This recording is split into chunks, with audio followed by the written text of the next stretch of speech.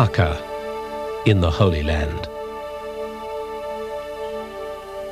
It was in this house, known as the house of Abdu'l-Bahá, that Shoghi Effendi was born on Sunday, March the 1st, 1897. He was the eldest grandchild of Abdu'l-Bahá, born of his eldest daughter, Ziya Khanum, and her husband, Mirza Hadi Shirazi, one of the Afnans, a relative of the Bab.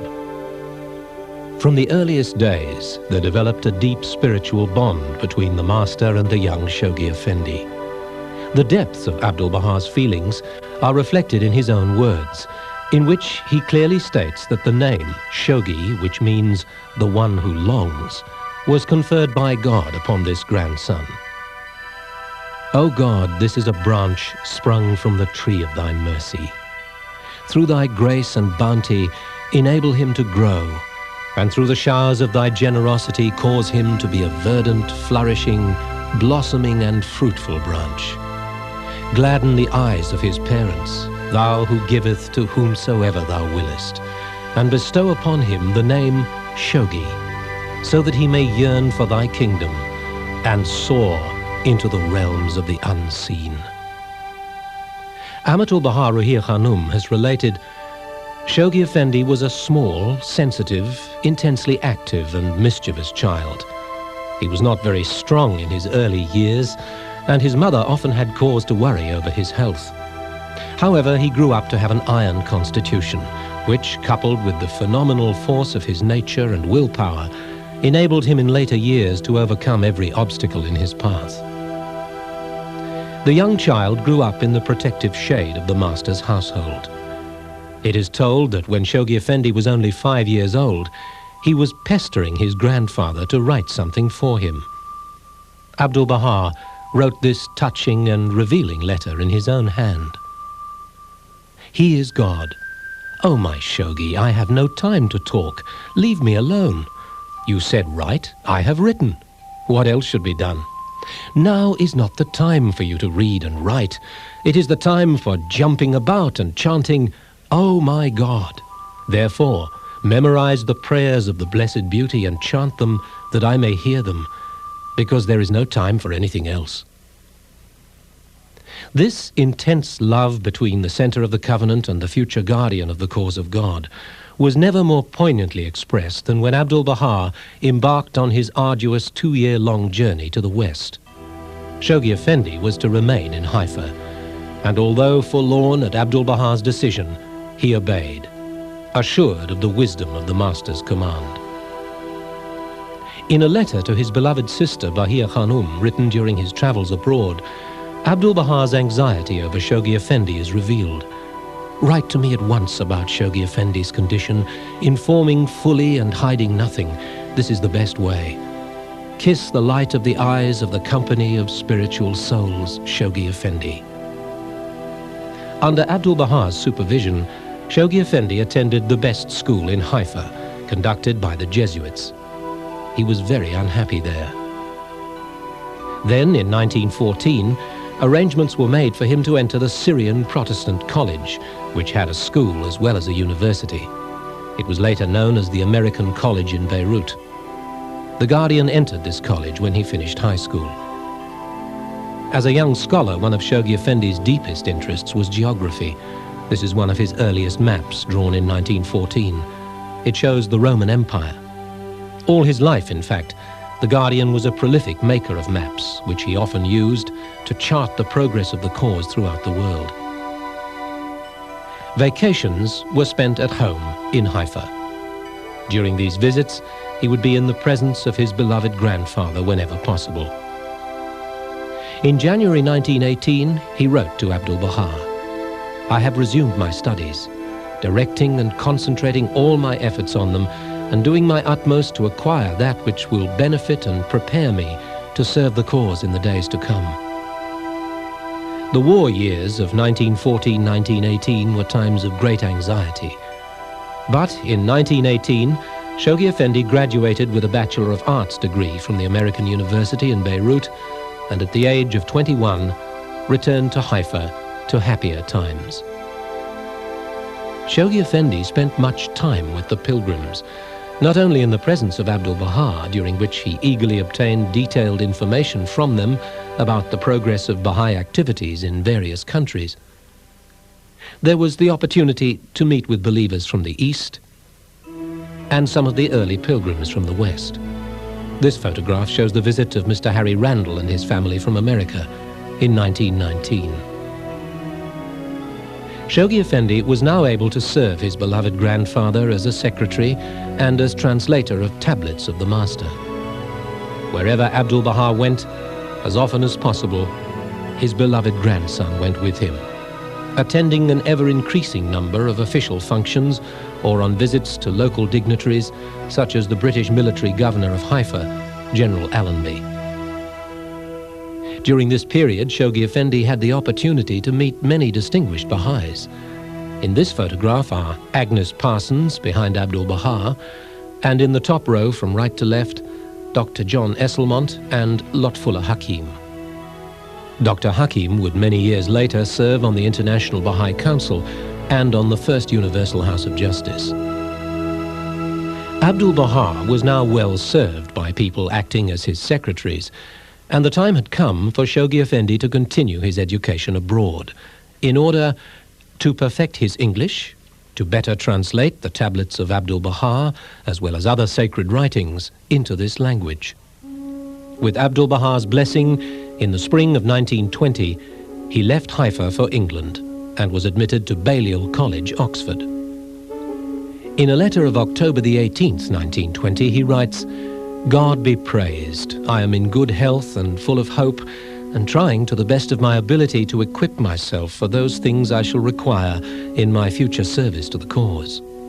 My hope is that I may speedily acquire the best that this country and this society have to offer, and then return to my home and recast the truths of the faith in a new form, and thus serve the holy threshold." During his time at Oxford, Shoghi Effendi distinguished himself as a peerless scholar of English, which he loved, and into which he was to translate the writings of the Baha'i cause to a standard which will never be surpassed. While in England, Shoghi Effendi often visited the Baha'is of Manchester, one of England's earliest communities.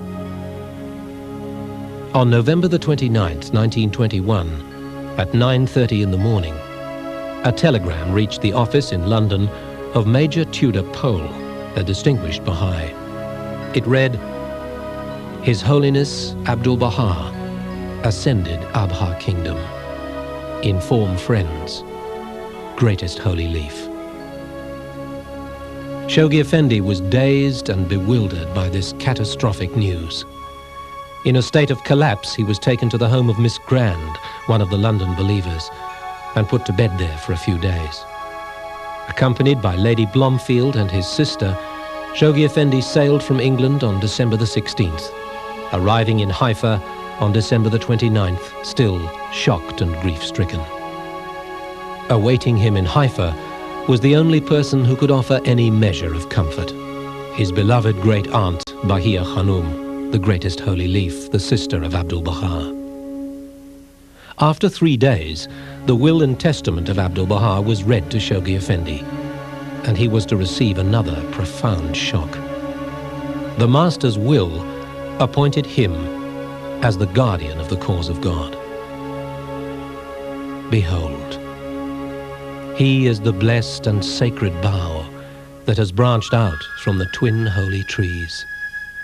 Well is it with him that seeketh the shelter of his shade, that shadoweth all mankind. This passage from the will and testament of Abdu'l-Bahá was written when Abdu'l-Bahā's life was under threat from the Turks who then occupied Palestine. At the time, Shoghi Effendi was about 3 years old. To the believers, Abdu'l-Bahá addressed these words, "O ye the faithful loved ones of Abdu'l-Bahá, it is incumbent upon you to take the greatest care of Shoghi Effendi, that no dust of despondency may stain his radiant nature, that day by day he may wax greater in happiness, in joy, and spirituality, and may grow to become even as a fruitful tree. In a little over 2 months after he became guardian, he began to lay his foundations for the erection of the administrative order of the faith as set forth in the will of Abdu'l-Bahá. These first few months of Shoghi Effendi's ministry must have been almost overwhelming for this young man, only 24 years old. Aware of the responsibility that rested on his shoulders, and now assailed by the treacherous acts of the half-brother of Abdu'l-Bahá, Muhammad Ali, and his family, who sought to challenge the will and testament of the Master, Shoghi Effendi left Haifa for Europe on April the 5th, 1922, leaving the affairs of the cause in the hands of the Greatest Holy Leaf and a chosen assembly of Baha'is in consultation with the family of Abdu'l-Bahá. The Greatest Holy Leaf wrote to the friends, "The guardian of the cause of God, under the weight of sorrows and boundless grief, has been forced to leave here for a while in order to rest and recuperate, and then to return to the Holy Land to render his services and discharge his responsibilities." In Europe, he sought medical advice and the necessary quiet in which to meditate upon the vast task ahead of him. Much of the time was spent in the Swiss Alps. Here, living in a simple, frugal manner, the young guardian walked in the mountains and gradually gained strength for the great work that lay ahead. During his life, he often returned to his beloved Alps to find peace and shelter.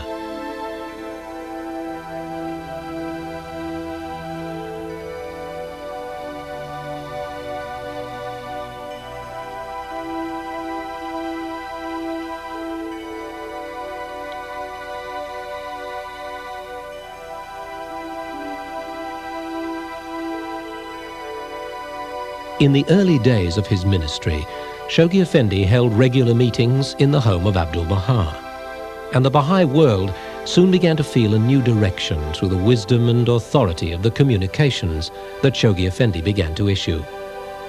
Of that period, Ruhiyya Khanum has said, "We beheld a young man of only 24 standing at the helm of the cause.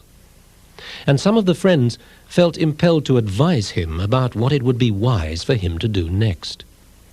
We quickly came to realize that he was not only divinely guided, but had been endowed by God with just those characteristics needed to build up the administrative order, unite the believers in common endeavor, and coordinate their worldwide activities."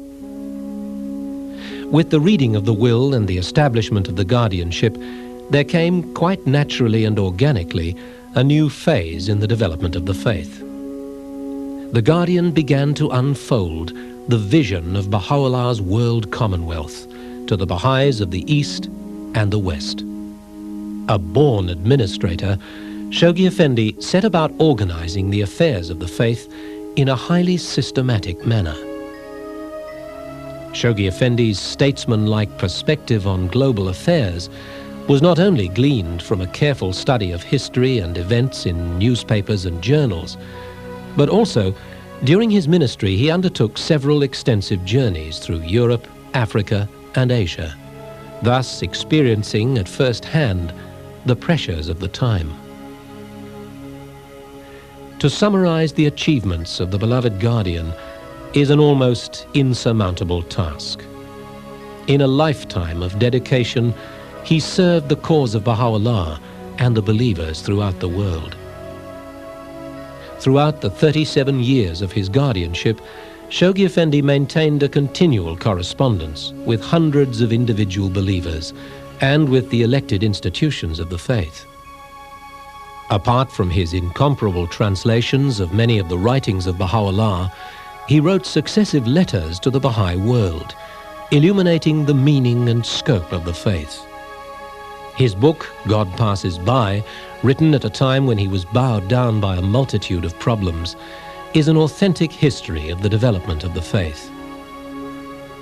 Shoghi Effendi appointed at successive stages 27 hands of the cause, outstanding believers who would act as the stewards of the cause, diffuse the divine fragrances and edify the souls of men, promote learning, and endeavor to improve the character of all men.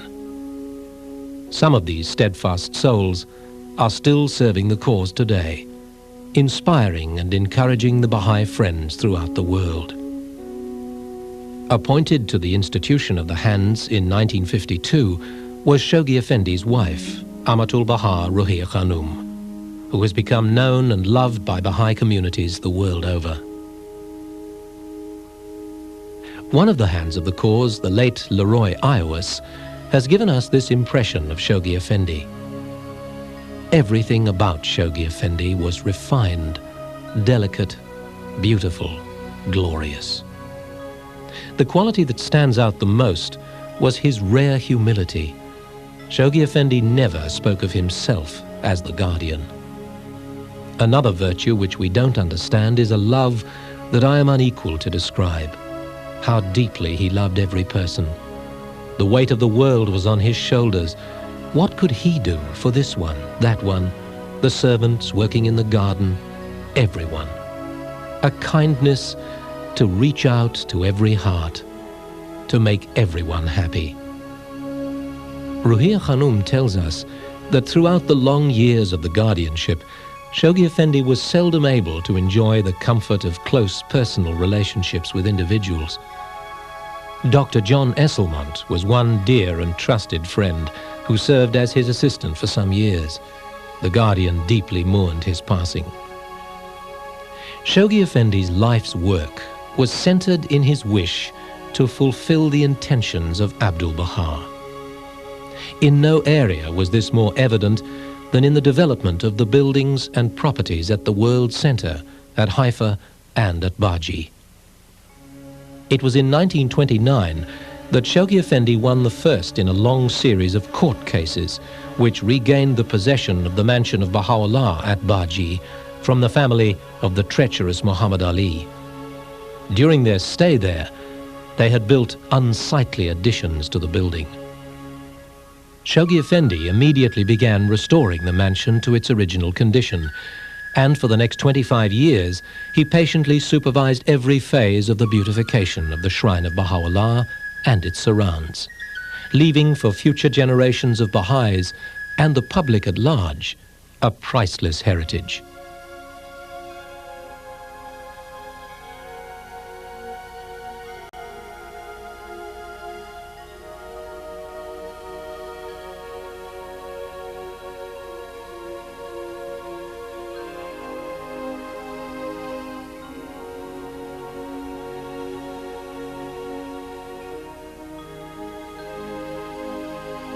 When Abdu'l-Bahá passed away in 1921, the Bab's resting place was a simple stone structure on the slopes of Mount Carmel. According to the wishes of Abdu'l-Bahá, Shoghi Effendi supervised and directed the design and construction of an exquisite superstructure, befitting the shrine of the martyr prophet of the Baha'i faith.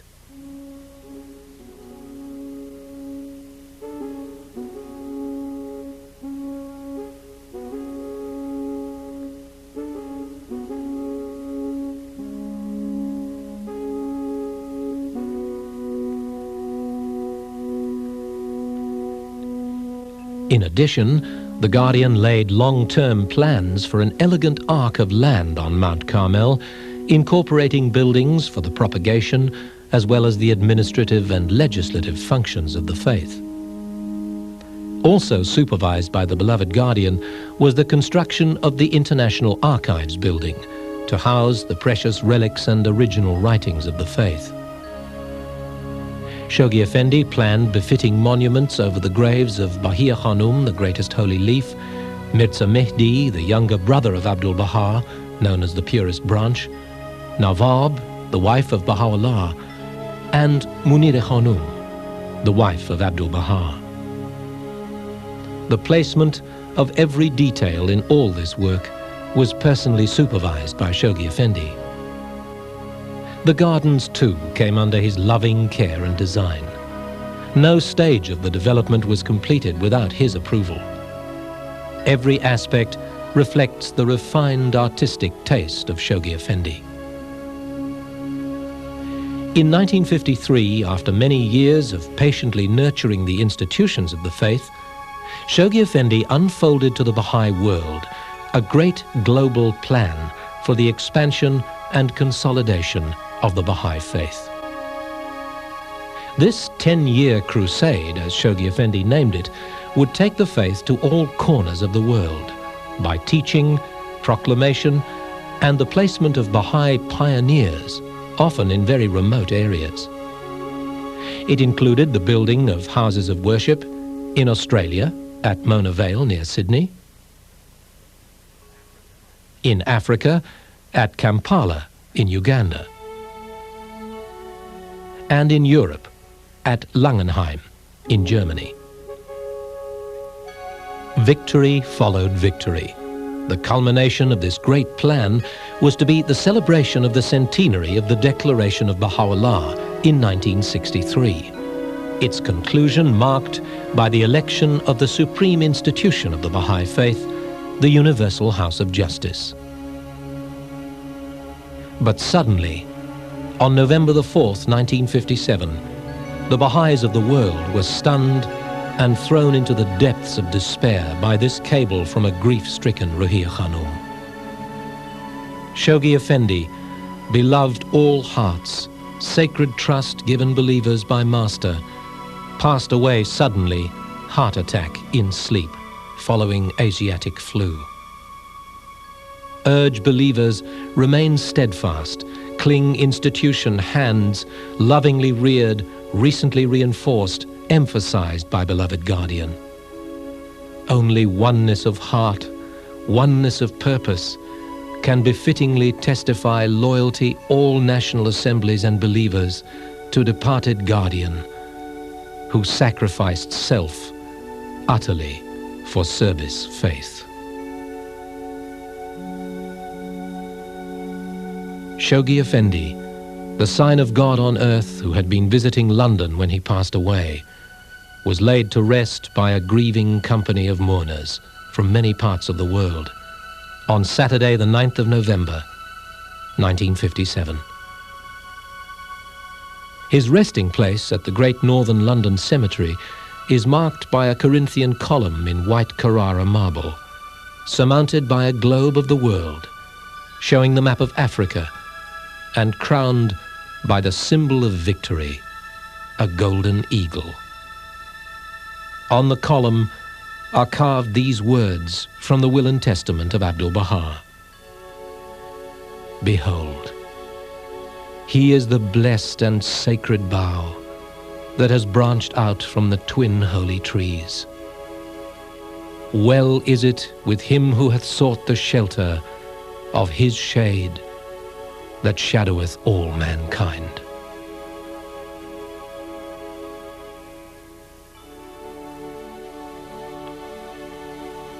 Salutation and praise, blessing and glory rest upon that primal branch of the divine and sacred Lote-Tree, grown out, blessed, tender, verdant, and flourishing from the twin holy trees, the most wondrous, unique, and priceless pearl that doth gleam from out the twin surging seas.